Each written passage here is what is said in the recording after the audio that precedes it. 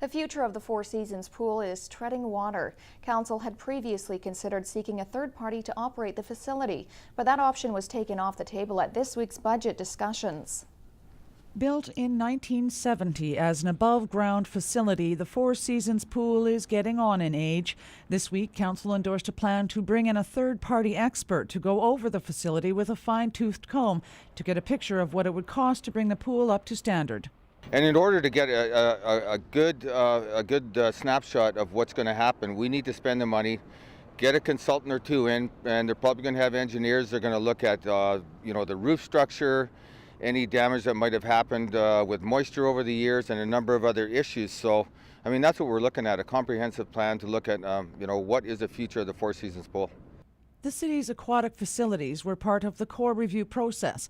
KPMG found the taxpayers subsidize the pools to the tune of 221% of the revenues they generate. It suggested pursuing a third party to operate them. The union says the pools are a public service, not a moneymaker. The hope is this study will not result in the closure of the Four Seasons pool. I would hope not, because both pools are very important. Anyone that uses the Four Seasons pool realizes that that pool, the majority of the swim lessons are done out of that pool.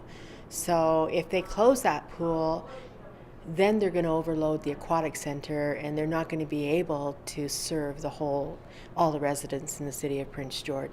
Janet Bigelow says one pool in a city this size is not adequate, but is not ruling out a decision to close it. I'm not confident in anything, but I am confident in the residents of the city of Prince George, and I am confident that they feel that we need that pool and that they're going to want to continue to have that pool. So I think it will also be the residents of Prince George that need to speak loud and clear on this. Councillor Brian Skaken was quick to point out the costs associated with bringing the pool up to standard could run into the millions, but he adds the ultimate decision rests with the will of council and the community. We're also going to look at numbers, how many people are using the pool. We're going to talk to the user groups and find out how important it is to them. If there is a closure plan, which I hope doesn't happen. And we're also going to look at, can the aquatic center accommodate some of those users. At this point, it doesn't necessarily look like it. But we might have to invest into the pool to keep it open, but it's uncertain at this point. It's expected the fate of the Four Seasons pool will be discussed in the next round of budget discussions. In the meantime, Council has decided to forego pursuing a third-party operator.